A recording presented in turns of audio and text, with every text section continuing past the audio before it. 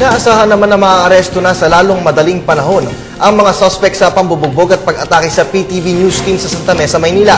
Ito ay matapos na makakuha ng exclusive video ng tatlo sa mga suspect na nakuna ng CCTV camera. Narito po ang aking report.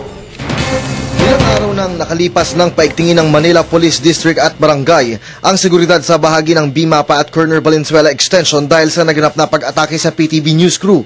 Bigo pa rin ang otoridad na makilala ang mga kabataang suspect na sangkot sa pambubugbog at pambabato sa aming kasamahan.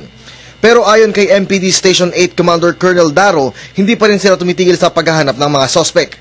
Samantala, isang impormante ang nagpakilala sa akin at may iniabot na CD na sana raw ay makatulong sa nasabing insidente.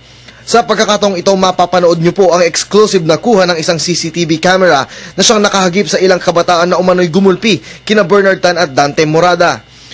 Unang makikita ang dalawang lalaking ito na parang walang ginagawa pero maya-maya lamang ay makikitang isang sasakyan ng haharurot at babatuhin ng nakaputing lalaki at matapos ay hahabulin pa ng mga ito. Sunod naman nalalabas ang isa pang lalaki na nakasombrero na tatakbo rin at susunod sa dalawang iba pa. Inaasahan na ito na magiging solusyon para matukoy ang mga sospek at nakipag-ugnayan na rin ang inyong lingkod sa MPD Station 8 para masiyasat pa ng mabuti ang CCTV video ng Criminal Investigation and Detection Group. Kung sino naman ang nakakakilala sa mga kabataang ito, maaaring ipagbigay alam agad sa otoridad.